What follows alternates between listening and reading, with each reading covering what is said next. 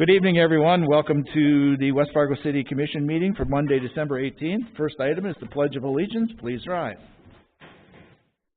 Pledge allegiance to the flag of the United States of America and to the republic for which it stands, one nation, under God, indivisible, with liberty and justice for all. Thank you, everyone. Next, we have the order of the agenda. I have one consent agenda item to add, and that is a raffle for West Fargo Wrestling. And then I think you have an update for item H that you should have received. With that, that's all the changes I have. Motion to approve.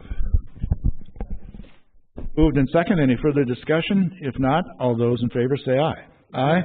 Opposed? Motion carried. Next, approve the minutes of the December 4th meeting. Motion to approve. Second.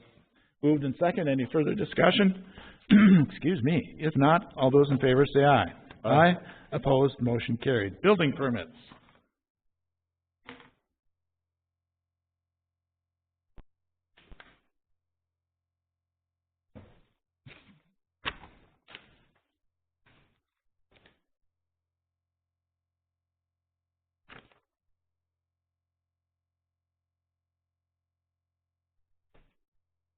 Any questions on the building permits? Or the auditor's reports? If not, we'll move into the consent agenda. Motion to approve. Second. Moved and second. Any further discussion? If not, all those in favor say aye. Aye. Opposed? Motion carried. On to the regular agenda. Item number 1, the master agreement for fire protection services. Who wants to handle it? John, Tina, both? I think we're both going to handle it. I'll just do a brief introduction. Before you have the master agreement for fire protection services. It's an agreement between the West Fargo Fire Department and the City of West Fargo. We spent quite a bit of time working through the scope of the agreement, the charges, and it really does a good job of discussing the relationship between the parties. In years past, we've had a 1 or 2 page agreement, so this goes a lot farther and really sets forth the relationship between the parties. And Tina can talk more about some of the high-level policy issues. Tina? Okay, good evening, Mayor and Commissioners. The term of this agreement is for 2018, and in keeping with matching with our budget levy that we had requested, the full compensation of the contract is $1,643,000. And since the City of West Fargo will be managing all the costs and doing all the employee fees and everything, that will come off. We've estimated all the employee costs to be $1,112,301 approximately. So what we will be doing is quarterly or semi-annually paying the fire department the difference between what their contract amount would be minus all employee costs, because we're covering payroll, benefits, everything. So then we will just pay them the difference. This is just for the full-time employees, right? Correct. All the volunteers stay under the fire department or whatever, and whatever they get, that's up to Dan to decide. Correct. So the the benefits, everything you're talking about in this contract, so I'm clear, it's just for our full-time people. All the benefits, salary, everything is only for full-time employees of the fire department. Correct. 1 million. And the board of the fire department has approved it.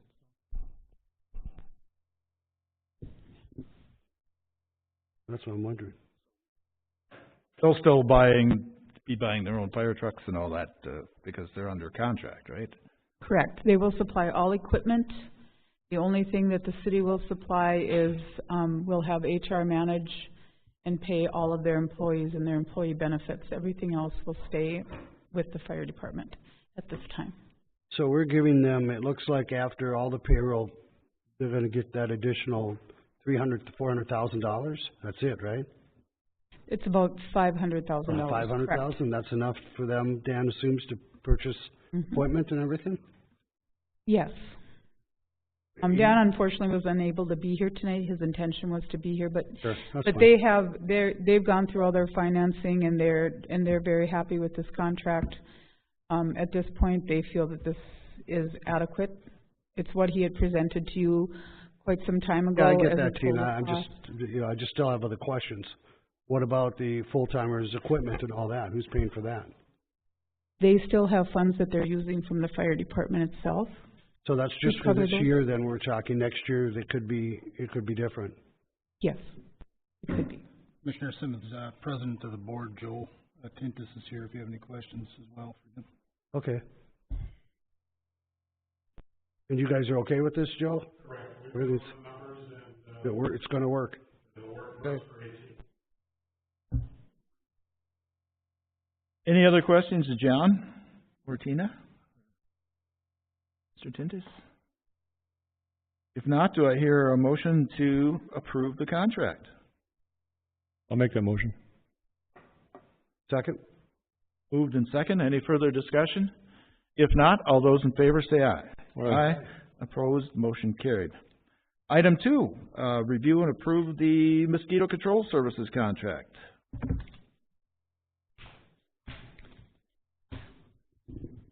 You have before you the airborne custom spraying contract. It is for the years 2018 to 2020. Their fees will not be changing. Just the term of the contract will be 3 years. All other entities involved, Moorhead, Fargo, have all agreed to the terms of the contract as well. Probably the only tax that nobody has ever complained to me about. And any other questions? Any questions of Tina? Tina, I haven't looked at that close. Have the prices changed? Nope. Can we, Sorry.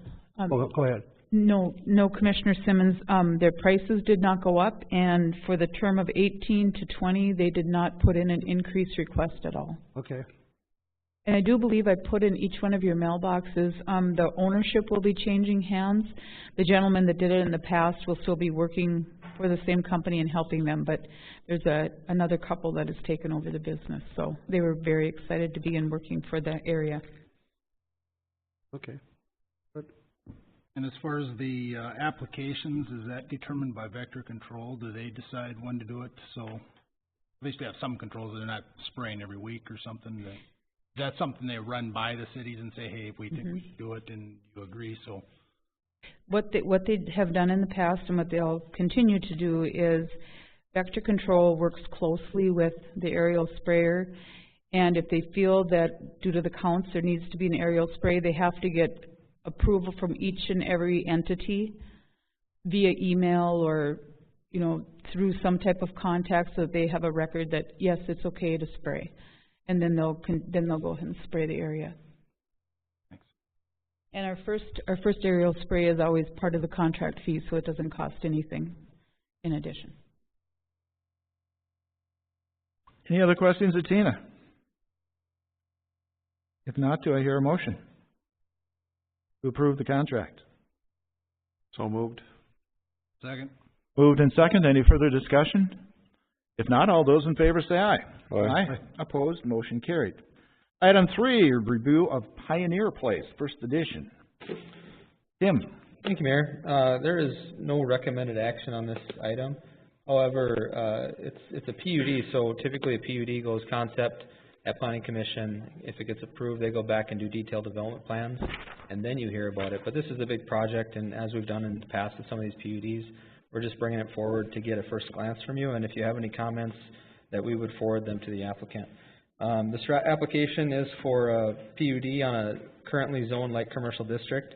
Current proposal is of a 4-story structure with underground parking. First floor would house general commercial uses, and floors 2 through 4 would house residential apartments. The 4th floor includes a community room with rooftop patio for use by residents of the building. The building currently is shown faced primarily of glass on the main floor with a mix of materials on floors 2 through 4. We believe currently that they'll be able to meet the Cheyenne Overlay District standards. The site currently contains the VFW in 2 buildings, one being an upholstery shop and the other a plumbing shop. The proposal demolishes those buildings and places this new building and associated features on the existing land. The current proposal shows access at 2 points to Cheyenne Street to accommodate parking lots and retail storefronts on both sides. Requirements of the Cheyenne Overlay District would require parking to be in the rear of the building, but due to the nature of the property acquisitions by the development group, they're not able to take up the whole block. So they want to have retail on both the south and the north entrance, and parking associated with that. They feel that's important. Staff is working with them to try to come up with the best compromise available to reduce access and reduce parking on the front, but I think at this point they're pushing for that north and south parking lot and sort of selling it as we have retail on those sides. That increases the retail opportunities on Cheyenne, and so I think that may come forward that way. But if you have any comments, we'd really like to hear them at this time on that. The proposal continues the pattern of Cheyenne Plaza to the south to have on-street parking provided by dedicating additional right-of-way to accommodate diagonal parking and wider sidewalks and features in front of the building. We are reviewing parking demand and would have a better count as the detailed development plans are progressing to find out if they need to look at a reduction in parking. What we did with Cheyenne Plaza is we allowed a reduction in parking. They provided a parking agreement, and they're looking at a parking agreement with the church to the east, the Catholic Church to the east.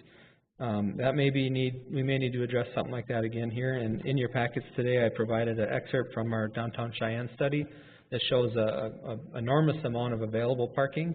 It's just all privately owned. So there's definitely an opportunity for them to find parking. They just may have to have another agreement.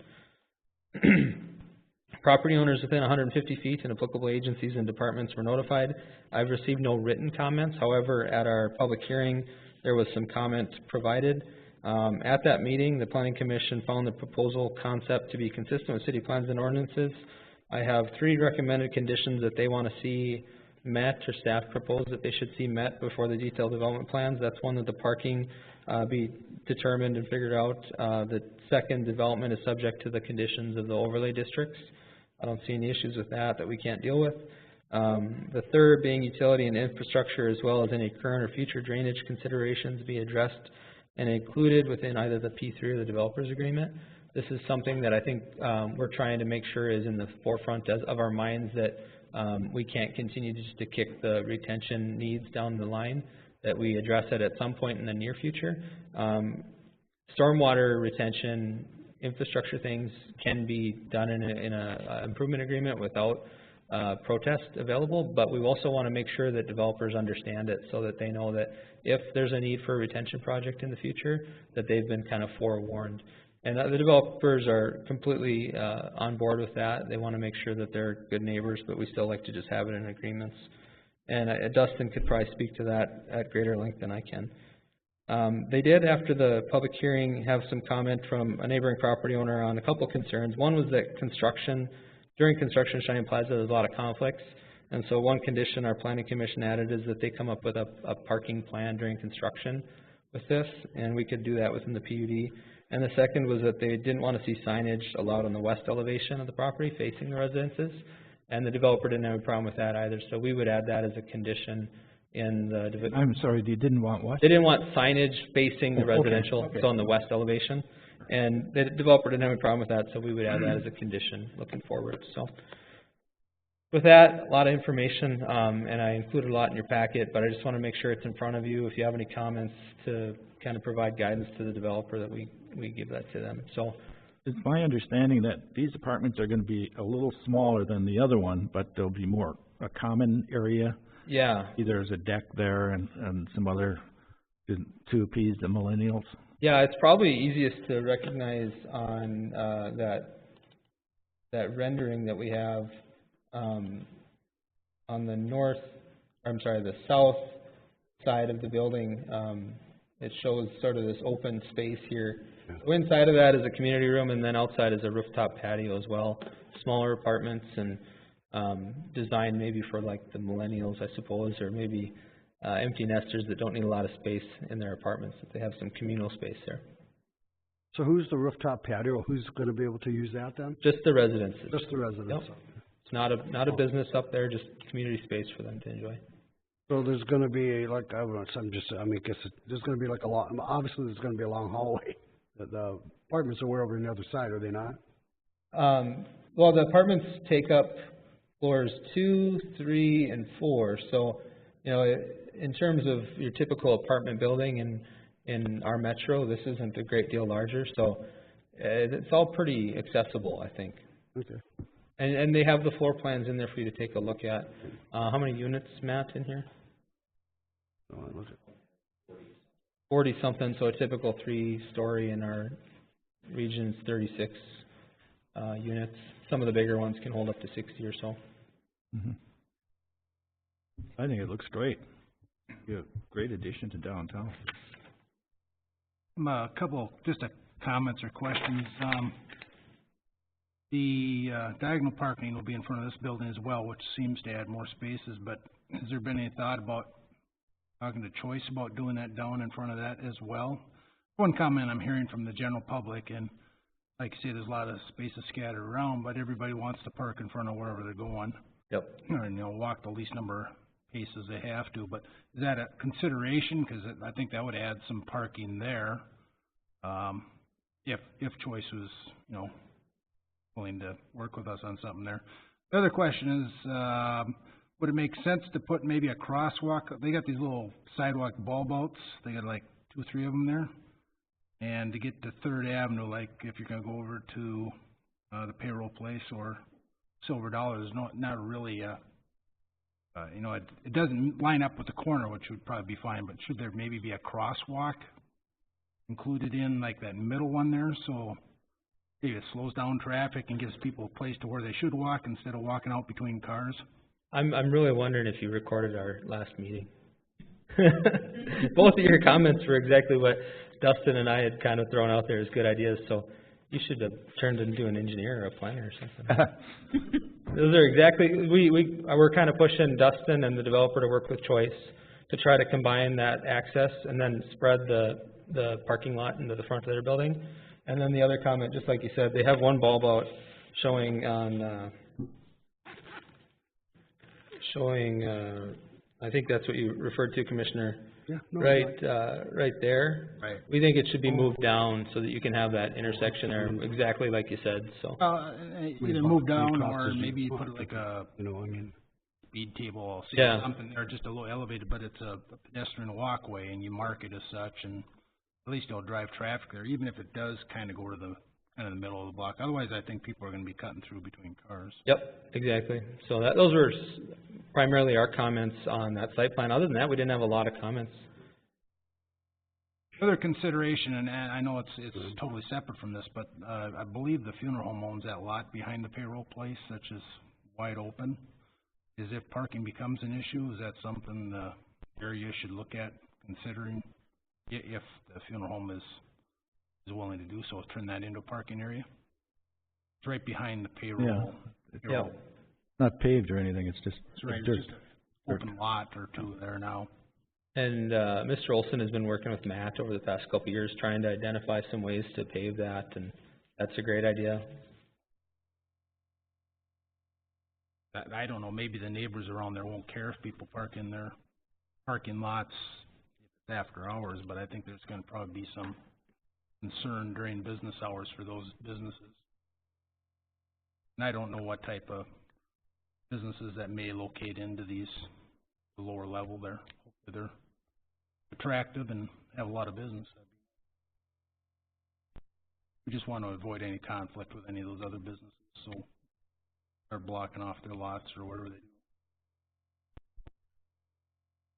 do. Any other questions? Thank you, Tim. Keep in touch.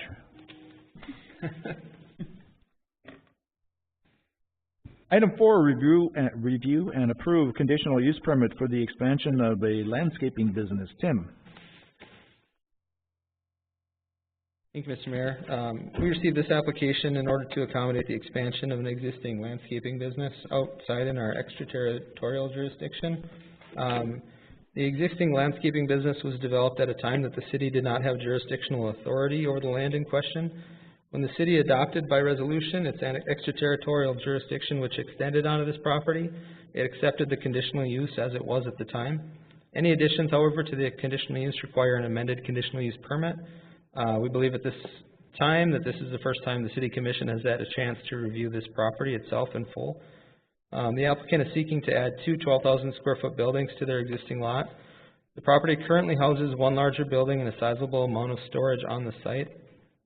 Proposed buildings are proposed to be constructed the same color and materials as the existing building and set to the rear of the building with a 50-foot side yard setback, including 3 rows of trees that are already existing there and an adjacent railroad right-of-way. The buildings would be required to meet federal, state, and local floodplain development. It is in the floodplain, so they'll have probably a higher standard than they did at the time when they built them. In regards to the criteria for granting a conditional use permit, staff did not note any major issues of concern.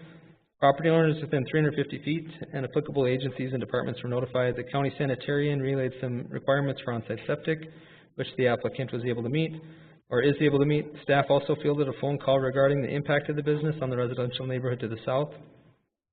Staff did note to them and discussed that the amount of distance and buffering between the uses was great and higher than what we'd require in town, but we do recognize the rural nature of the development, and it may make the open space seem much less than it would in city limits. Staff noted in our report that increasing development in the extraterritorial area at a time when municipal facilities are not available or planned is not consistent with the goals of the comprehensive plan. The ordinance, however, recognizes that a landscape business may not rely heavily on municipal services and allows it as a conditionally permitted use. Continuing the use and even expanding it to allow more usability of the land and to clean up the property may be considered consistent with the comp plan. Staff finds this application preferable to a rezoning. We don't want to see it rezoned to like commercial because it's not ready, but conditional use may be okay. At the December 11th meeting, Planning Commission held a public hearing, reviewed the application without any public comment nor written comment from those phone calls they received. They did approve the application. They're forwarding the recommendation and would note that they believe that this type of development adjacent to the railroad is preferred over housing in the future, so they find it acceptable. I did want to note too that I did receive another call after the meeting. They said that they would like to talk to the applicant, and I haven't had any update on that. But that's the only comment I received. I did get a call too about 10 minutes before the meeting from Dell, for our fire marshal. And he had a comment that he wasn't sure if they're going to have any above ground fuel storage, so I would like to add a condition, if you do approve it tonight, that it would be pending fire department review and approval. Good idea. If they do have an above ground fuel tank, we may have to just bring it back to you guys to take a look at that, but other than that, we don't have a lot of concerns. And the applicant, it doesn't appear, is here. Any questions of Tim? So are they not going to have a bathroom here then, a public bathroom? Is that the? They will. They currently have one, and they have a holding tank for it. So the sanitarian said if they're going to do a septic, they'll have to get a soil test and all that kind of stuff. But I think they don't use it a lot. It's not used all year round, so they prefer to just do a holding tank. Any other questions of Tim? Not, do I hear a motion to approve with the conditions? Moved. Second. Moved and second. Any further discussion? If not, all those in favor say aye. Aye. Opposed? Motion carried. Tina?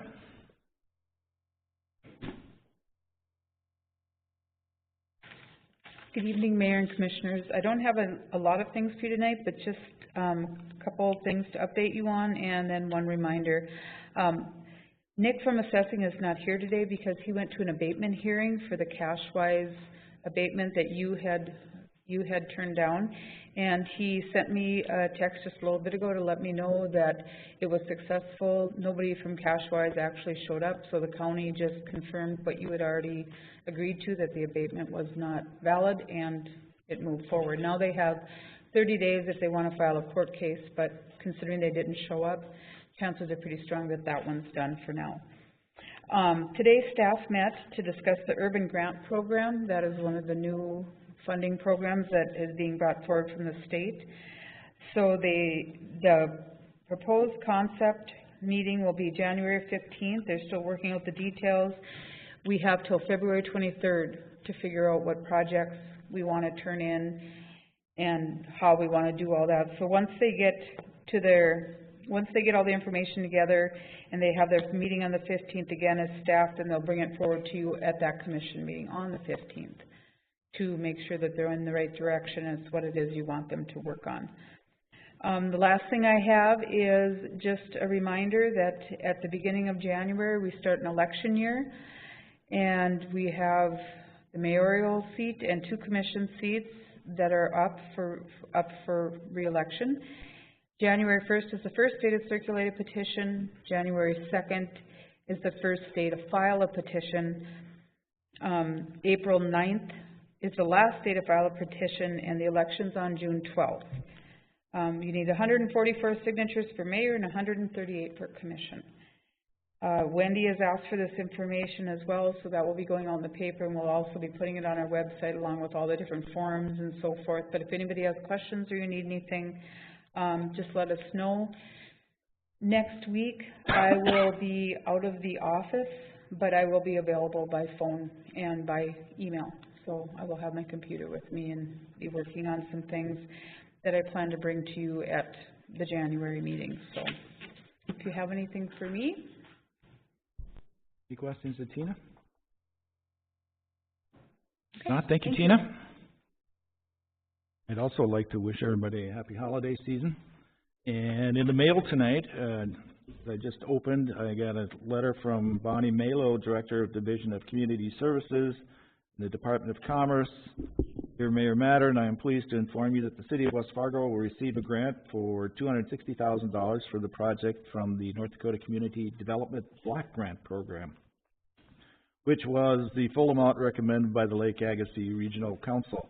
And those funds will be used for the city's YWCA Permanent Supportive Housing Project. So that is good news for us. That's all I have.